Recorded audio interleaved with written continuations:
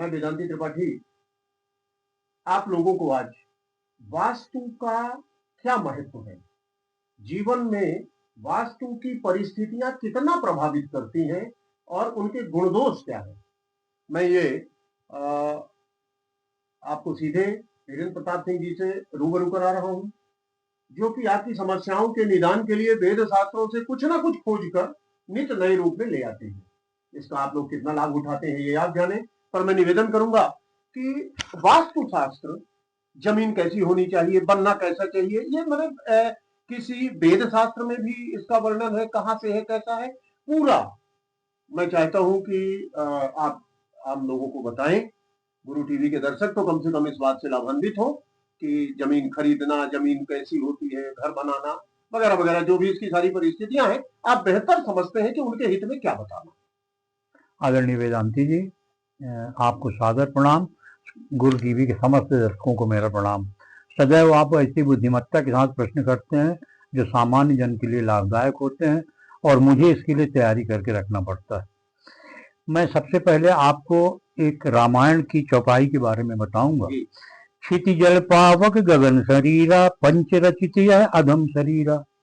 अर्थात शरीर धरती, आकाश, अग्नि, वायु से बना है, इसलिए यह पंचतत्व मनुष्य के जीवन को सर्वाधिक प्रभावित करते हैं। यही पंचतत्व का विचार इसमें वास्तु में किया जाता है। तो इसमें धरती तत्व सबसे महत्वपूर्ण है और वास्तु का सबसे महत्वपूर्ण विषय भी यही है।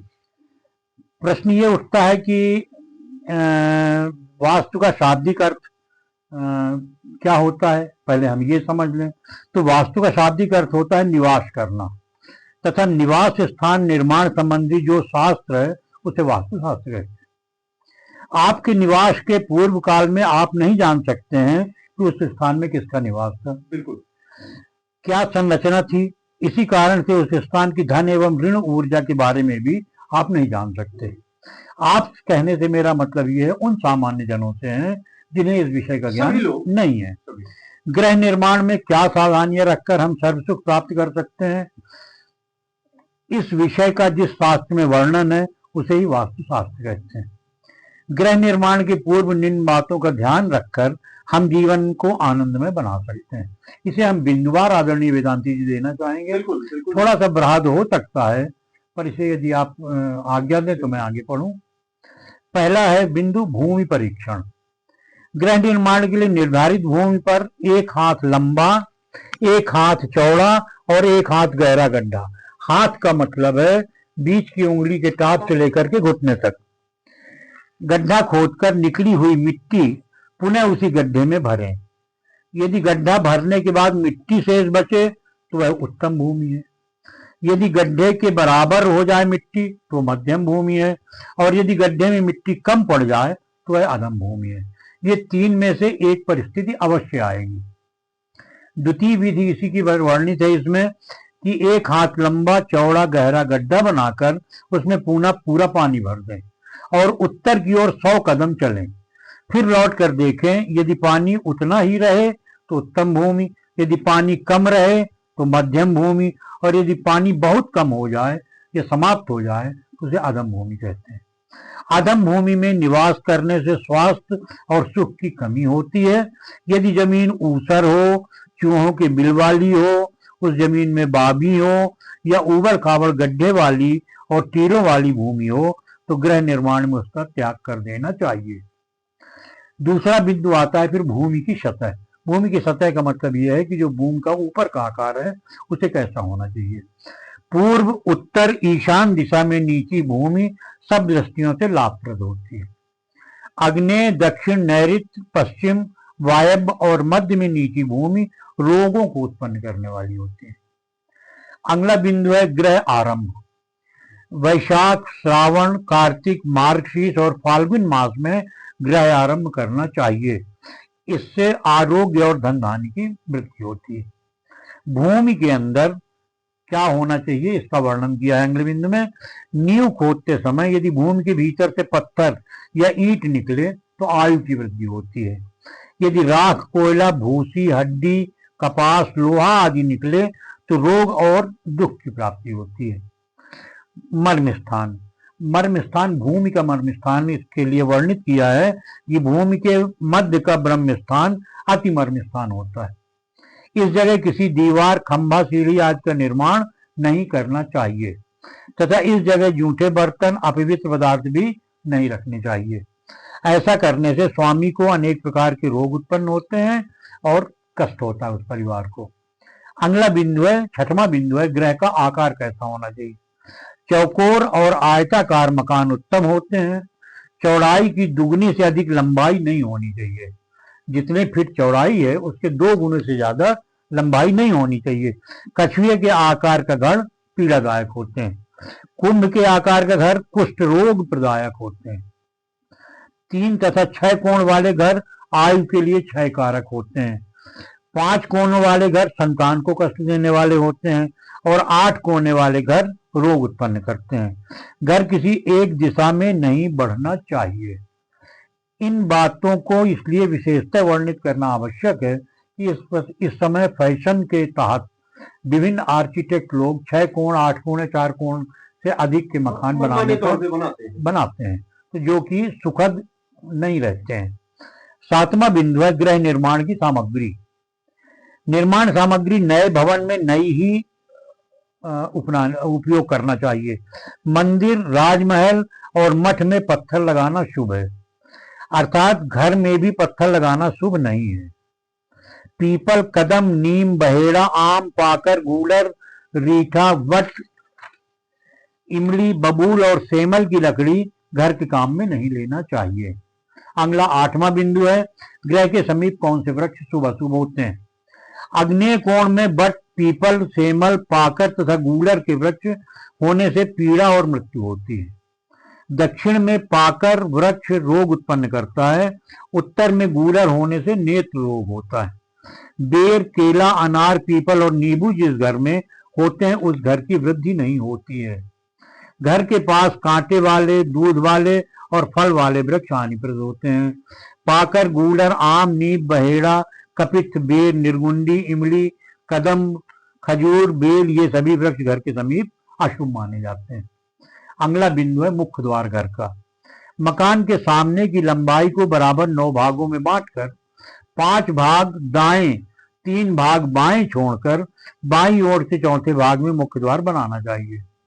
घर से बाहर निकलते समय जो दायां और बायां भाग हो उसे ही दायां और बायां मानना चाहिए। पूर्व या उत्तर दिशा का द्वार सुख समृद्धि देता है। दक्षिण में स्थित द्वार विशेष रूप से स्त्रियों के लिए दुखदायी होता है। द्वार का अपने आप खुलना या बंद होना अशुभ होता है। आदरणीय वेदांती जी, इसमें विशेष ध्यान देने की मैं निवेदन करूंगा, क्योंकि इस समय कुछ मशीनें आती हैं जो स्वतः ही दरवाजे को बंद कर देती हैं, तो अपने आप दरवाजे का बंद होना या खुलना अशुभ माना जाता है। मुख्य द्वार के सामने मार्ग या वृक्ष होने से गृह स्वामी को अनेक रोग होते हैं, अर्थात उसका मुंह ऐसी दिशा में खुलना चाहिए जहां से अपने मकान से बाहर निकल करके फिर मुख्य मार्ग जाए। कुआं होने से मृगी अतिसार रोग होता है यदि सामने हो तो। बावड़ी होने से अतिसार एवं सन्निपात रोग होता है। भस्म होने से बवासीर होता है। यदि घर की ऊंचाई से 2 गुनी जमीन छोड़कर वेद हो तो उसका दोष नहीं लगता, अर्थात उपरोक्त जगह यदि 2 गुनी से ज्यादा होगी तो ये दोष नहीं लगेंगे। अगला बिंदु है गृह में जल स्थान। कुआं या भूमिगत टंकी पूर्व, पश्चिम, उत्तर या ईशान दिशा में होना चाहिए। जलाशय का ऊर्ध्व टंकी उत्तर या ईशान दिशा में होनी चाहिए। गृह में विभिन्न कक्ष, इसे बताने का अर्थ यह है कि एक घर का नक्शा बताते समय किस दिशा में किस कमरे का निर्माण करना चाहिए। स्नान घर पूर्व में, रसोई अग्नेय में, शयन कक्ष दक्षिण में, शास्त्रागार सूतिका गृह, गृह सामग्री पिता का कक्ष नैऋत्य में, शौचालय नैऋत्य वायव्य या दक्षिण नैऋत्य में, भोजन करने का स्थान पश्चिम में, अन्न भंडार तथा पशु गृह वायव्य में, पूजा गृह उत्तर या ईशान में, जल रखने के स्थान उत्तर या ईशान में, धन संग्रह उत्तर में, घर का भारी सामान नैऋत्य दिशा में रखना चाहिए। अब कुछ आवश्यक तथ्य जो ऊपर वर्णन करने से रह गए हैं उनको एक जगह एकीकरण करके मैं बताने का प्रयास कर रहा हूं। यदि आपका आदेश हो तो इसमें आवश्यक तथ्यों में पहला आवश्यक तथ्य होता है पति पत्नी को ईशान दिशा में शयन नहीं करना चाहिए। दूसरा बिंदु इसमें है पूर्व या दक्षिण की तरफ सिर करके सोना चाहिए। तीसरा बिंदु है दिन में उत्तर और रात्रि में दक्षिण की ओर मुख करके मलमूत्र का त्याग करना चाहिए। दिन के दूसरे तीसरे पहर यदि किसी वृक्ष मंदिर आदि की छाया मकान पर पड़े तो वह रोग उत्पन्न करती है। पांचवा बिंदु है किसी गली का अंतिम मकान कष्टदायी होता है। छठवां बिंदु है घर की सीढ़ियां या खंभे खिड़कियां दरवाजे आदि की इंद्र काल राजा इस क्रम में गणना करें। यदि अंत में काल आए तो अशुभ समझें। दीपक बल्ब वगैरह का मुख पूर्व अथवा उत्तर की ओर रहना चाहिए। अगला बिंदु है दंत धावन भोजन क्षौर कर्म सदा पूर्व अथवा उत्तर की तरफ मुख करके करना चाहिए। अब वास्तु देवता की पूजा के विषय में छोटी सी बात बता करके हम अपने विषय को समाप्त करेंगे। गृह प्रवेश के समय वास्तु देवता का ध्यान एवं पूजन करना चाहिए। वास्तु देवता का ध्यान जो शास्त्रों में वर्णित है उसे मैं हिंदी में वर्णित कर रहा हूं, क्योंकि आप जब भी पूजा कराएंगे किसी न किसी विद्वान ब्राह्मण का उपयोग करके ही गृह प्रवेश की पूजा करानी चाहिए। ध्यान है उनका कुंचित केशधारी वास्तु पुरुष उत्तान सो रहे हैं। उत्तान का मतलब सीधे पेट ऊपर की तरफ सीना ऊपर की तरफ करके सो रहे हैं। उसकी आकृति असुर के समान है। वह औंधे मुंह पड़ा है। कोहनी से सटे हुए उसके दो घुटने वायव्य और अग्निकोण में स्थित हैं। उसके जुड़े हुए दोनों चरण नैऋत्य दिशा में स्थित हैं। उसका सिर ईशान कोण की ओर है और उसके हाथ की अंजलि वक्ष स्थल पर है। इस स्वरूप का ध्यान अग्नि पुराण के 93वें अध्याय में वर्णित है। जिसे भी संस्कृत में इसका ध्यान पढ़ना हो वो अग्नि पुराण के अध्याय 93 में पढ़ सकते हैं। इस तरह से वास्तु देवता का ध्यान करके उनकी षोडशोपचार पूजन करके यदि गृह निर्माण किया जाए या गृह प्रवेश किया जाए तो चतुर्विधि पुरुषार्थ सफल होता है, जीवन सुखमय होता है। इसी शुभकामना के साथ गुरु टीवी के लिए मैं धीरेन्द्र प्रताप सिंह आप सबको मेरा सादर प्रणाम।